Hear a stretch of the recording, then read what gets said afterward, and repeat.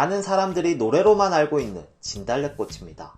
아니, 이젠 이 노래도 모르는 사람이 많지 않을까 싶은데요. 사실 이 노래는 김소월 시인의 시를 가지고 만든 것입니다. 마야 때문인지 이름 때문인지 김소월 시인을 여자로 많이들 알고 있더라고요. 보시다시피 남자입니다. 김소월은 시인, 평론가들 사이에서는 항상 최고의 시인으로 꼽힙니다. 백석과 1, 2위를 다투긴 하지만요. 물론 우리 같은 일반 사람들도 김소월의 시를 정말 좋아합니다. 그리고 무엇보다 교과서가 사랑하는 시인이죠. 김소월 시를 한 편도 배우지 않고 졸업한 사람은 아마 대한민국에 없을걸요? 김소월의 시 하면 가장 먼저 떠오르는 것은 역시 한입니다. 김소월 하면 한, 이렇게 바로 연결되실 거예요. 어릴 적 우리의 자랑스러운 국어 선생님들 덕분이죠.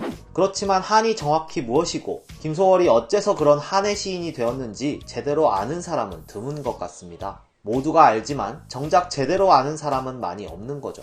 이런 아이러니가 발생하는 이유는 바로 한이라는 감정이 너무나 복잡하고 미묘한 감정이기 때문입니다. 때때로 모순적이기까지 하고요. 그래서 오늘은 한이라는 감정이 도대체 뭔지 좀 자세히 알아보도록 하겠습니다.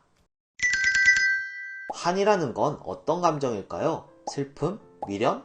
답답함?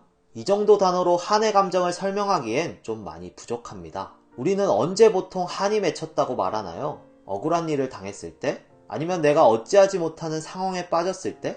1차적으로 한은 상실감에서 옵니다. 물론 애정의 대상을 잃었을 때겠죠. 그래서 한은 절실한 소망의 대상, 즉 깊은 애정의 대상을 가져본 사람만이 느낄 수 있는 특별한 감정입니다. 별로 사랑하지 않았다면 이별도 그다지 힘들지 않을 테니까요. 그러나 단순히 상실감만으로는 복합적인 이 한의 감정을 이해하기 어렵습니다. 한은 모순되는 두 충동의 갈등에서 빚어지는 감정이기 때문입니다.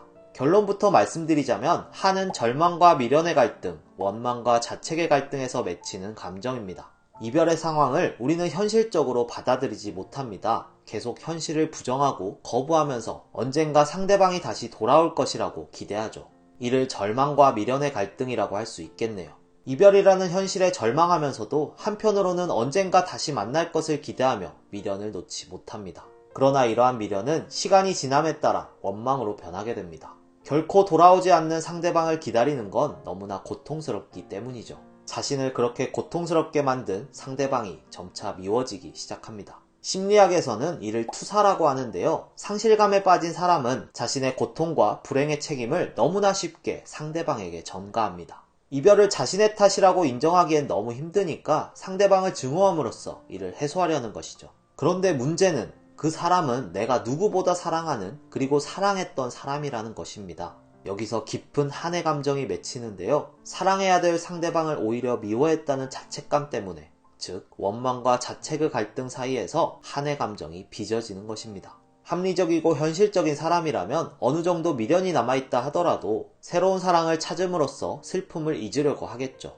그러나 한을 지닌 사람은 결코 체념하지 못합니다. 머리로는 그녀가 자신을 떠났다는 것을 알지만 그의 잠재의식은 그것을 결코 인정하려 하지 않기 때문입니다. 그래서 새로운 대상을 찾으려 하기보다 오히려 옛 애인에 대한 그리움을 심화시켜 어떻게든 다시 만날 수 없을까 하며 재회를 꿈꾸는 쪽으로 가게 됩니다. 그런데 결국 재회는 실패로 돌아갈 수밖에 없기에 다시 현실로 돌아와 정신을 차리게 되는데, 그러면 또 자기를 버리고 떠난 연인이 더 원망스러워집니다. 원망의 화살을 그녀에게 막 쏘아대죠. 그러다 또 그래도 나를 그만큼 사랑해준 사람은 없었어 하면서 그런 사람에게 저주를 퍼부은 자기 자신을 꾸짖습니다. 원망했다가 자책했다가를 계속 반복하는 거죠. 그러면서 한의 감정은 깊어져만 갑니다.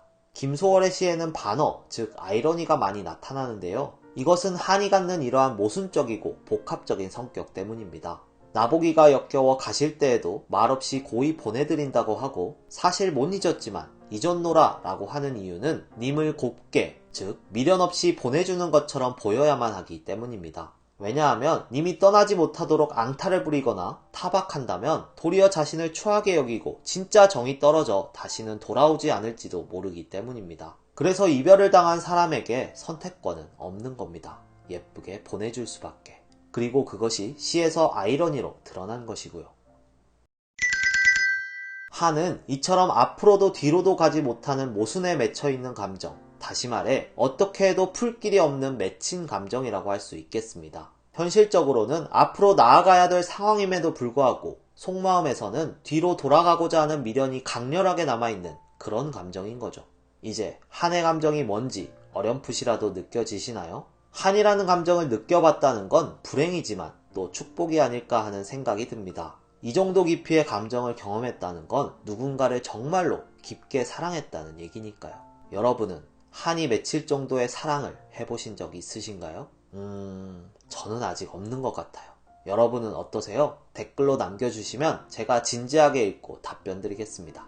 그럼 여기까지 딩동댕 딩동쌤이었습니다. 빠이!